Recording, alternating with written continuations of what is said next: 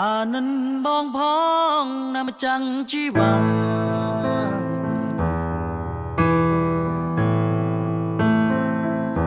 សូមពុំងាយមេត្តាប្រណី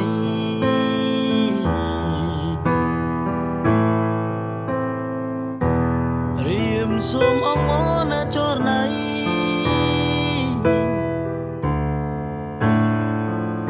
សូមមេត្តាអភ័យបងផង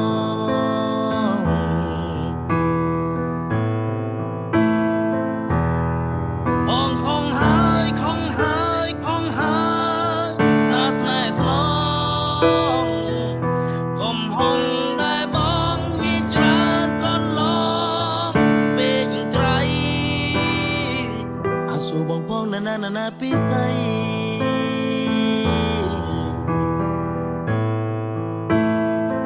អូនឈប់ខឹងបងណាថ្លៃ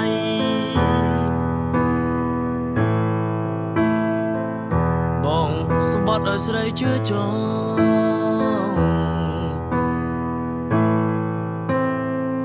បងសងចិត្តហើយទទួលកំហ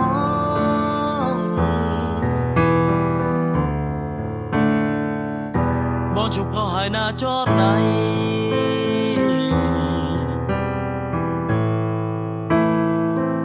យើងសាងក្តីស្នេហ៍ជាថ្មីមានន័យខ្លឹមសារដើម្បីស្នេហ៍យើងស្នេហ៍ក្នុងលោកកាឲ្យស្នេហាសុខសាន្ត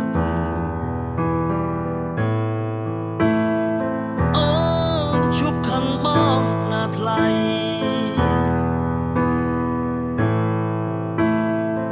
បងស្បត់ឲ្យស្រីជឿចង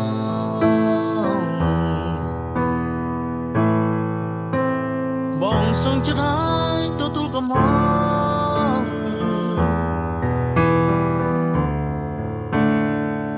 បងជប់ខកហើយណាចរណៃ